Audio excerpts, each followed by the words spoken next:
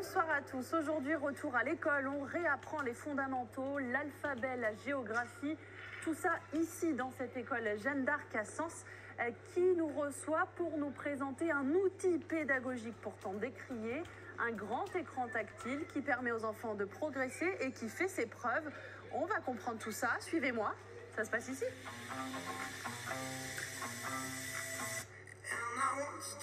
Bienvenue à l'école Jeanne d'Arc dans une classe Ulysse où 12 élèves sont en train d'assister à un cours face à cet écran avec vous. Jacques, bonjour. Bonjour. C'est un vrai parti pris dans l'établissement de jouer le jeu, d'exposer les enfants aux écrans à l'heure où c'est décrié. Oui, voilà. Alors, l'interactivité de l'outil permet à chaque enfant donc, de pouvoir zoomer pour voir plus gros, avoir donc de belles couleurs. Également la possibilité donc de préciser par exemple sur cette carte où va se situer la ville de Sens et d'effacer quand on n'en a plus besoin. Wow. Donc cette interactivité permet à chaque enfant d'effacer un petit peu les difficultés, on va dire.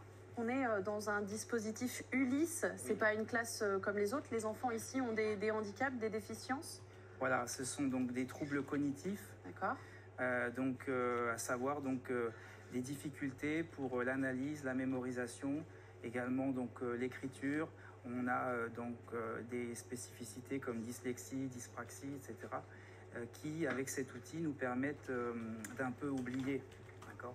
On peut donc avoir un accès à l'écriture beaucoup plus facilité avec le doigt ou d'aller chercher des informations, de les prendre, de les capturer. Et donc ceci facilite la mémorisation pour chaque enfant. Vous, professeur des écoles, quand on vous a proposé au départ de travailler avec un outil comme celui-ci, vous avez trouvé ça positif d'entrée de jeu? Oui, c'était vraiment très intéressant. On a également donc toute la partie application qu'on peut utiliser, j'en ai pas parlé, mais c'est le même fonctionnement qu'un smartphone. Donc on a toute la partie, cette partie numérique avec les applications de maths, de français qu'on pourrait développer. Après, il faut quand même qu'on reste très concret. Il faut qu'ils sachent écrire avec un crayon plus tard pour rédiger un chèque, quoi que ce soit. Et donc on reste effectivement sur les supports aussi traditionnels. Voilà. Merci Jacques. Je vais aller voir justement un peu auprès de tous ces élèves comment c'est perçu, comment c'est acquis. Toi, c'est Kaylan, c'est ça? Oui, je m'appelle Kaylan. J'ai 10 ans et demi. Ouais.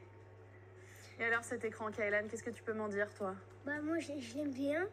L'année dernière, en fait, on a vu ça et hop, je me suis concentrée et hop, j'ai tout capté. J'ai tout capté et c'était bien.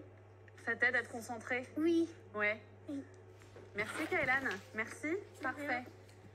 Je passe à toi, je vois qu'il y a aussi ton prénom sur la table. Bonjour, je m'appelle Alex, 10 ans, je suis en CM2. Pourquoi c'est différent d'un écran, d'un tableau normal? C'est quoi la différence pour toi? La différence pour moi, en fait, vu qu'on peut agrandir, je vois beaucoup mieux que sur un tableau normal, vu que c'est écrit petit.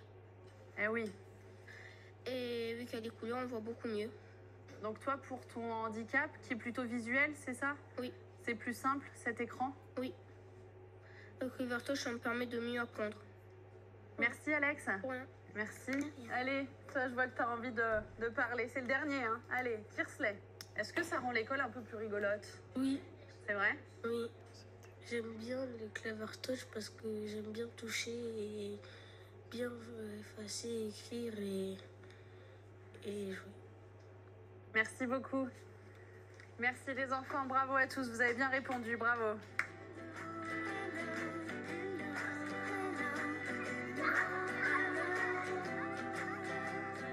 Juste le trait horizontal, vas-y pour faire le T. Voilà, tu te mets au milieu et tu redescends. Très bien. Bonjour. L'école n'est pas finie. Alors Elisabeth, on poursuit avec vous. On est avec des tout petits là. Hein, on est avec une classe de moyenne section. Donc ils ont quel âge? Vous avez quel âge les enfants?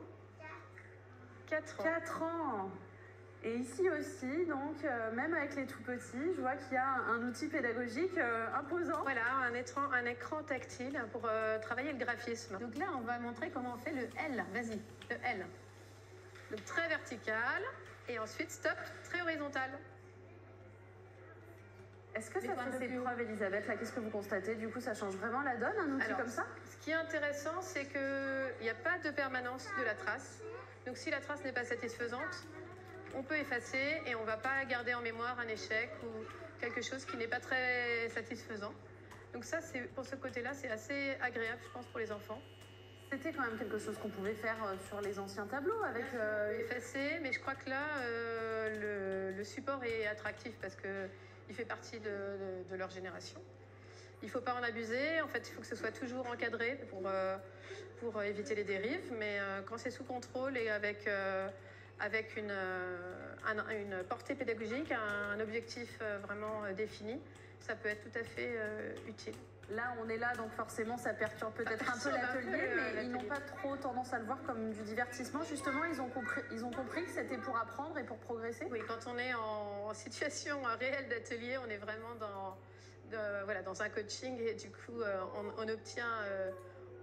on a des enfants qui réalisent la consigne qui a été demandée. Merci beaucoup Elisabeth. Je vous en prie, avec plaisir. Merci aussi les enfants d'avoir accepté qu'on vienne participer à l'atelier. Regardez, moi j'en profite.